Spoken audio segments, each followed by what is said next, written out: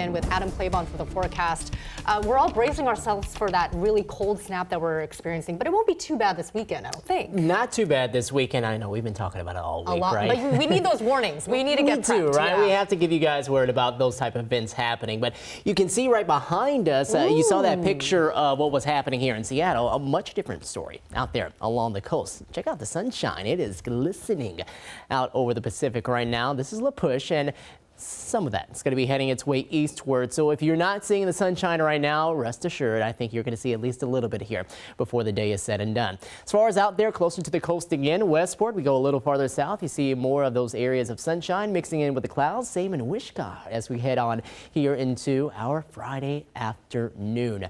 Here in Seattle, yeah, different story. We're currently seeing cloudy skies, kind of foggy and misty too. Temperatures in the low 40s. Not a lot of wind to go along with that, only at 8 miles per hour. Now, even though we are seeing some of that mist and really those dreary looking conditions, not going to have a huge impact as far as driving. Visibility is looking to be okay for a lot of our areas, unless you're heading up into the Cascades over I-90, Highway 2. You might run into a few thicker areas of some of that fog, but otherwise, I think we're going to be doing just fine. And temperatures today, as we just mentioned, are going to stay relatively mild. So that will keep the snow levels around 2,500 to 2,000 feet throughout today, throughout the next couple of days. And then they start to at least creep up a little bit on Monday, out ahead of that big surge of really cold air, down to 1,000 feet on Tuesday, 200 on Wednesday. That SLVL that you see right there on Thursday, that means sea level, colder air really starting to drive home. And we do have some moisture to talk about, and maybe the two interacting here in the lowlands. As far as the moisture right now, a lot of it beginning to die on off and head to the south. Sprinkles possible up this way around the San Juan Islands, just north of Camino and Whidbey Island too. Seeing a few sprinkles up there around areas such as Whatcom County, Linden, Blaine, and then farther south, it looks like a lot of this rain now heading out of here, and we're starting to dry out here across Thurston County, down around Chehalis. A few light showers possible for you as you head into your early Friday afternoon. Future radar shows that a lot of that gets on out of here.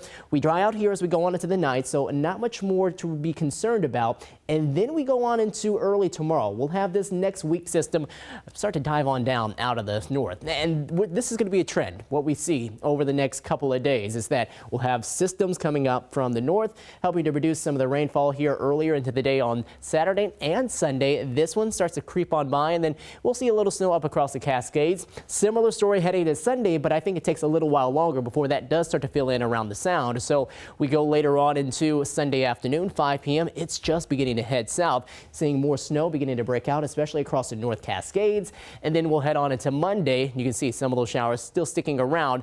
Not a lot of heavy rain yet. That starts to fill in a lot more as we go into Monday night, Tuesday, and early Wednesday. Now the setup for us, we have this big area of high pressure out towards the west over the Pacific. As that builds out there over that way, we'll have low pressure right here, big dip in the jet stream that will start to ease on in. And where you see some of those blue colors, especially the darker colors, that's where the colder air mass is going to be. So as we continue on into Sunday, you can see that's getting a little closer, and then Monday, and then by the time we head into Tuesday, you really start to see those head on in. I'm going to switch it over to radar because at that point, we're seeing the moisture moving on through.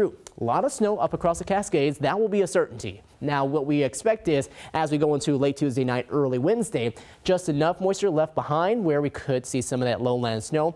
Not seeing that anything major is going to develop out of that as far as any sort of large accumulations, but we'll keep an eye out for some minor ones as we head into Tuesday night and early into Wednesday. Could be similar to what we had earlier this week if you got some snow here across some of the foothills.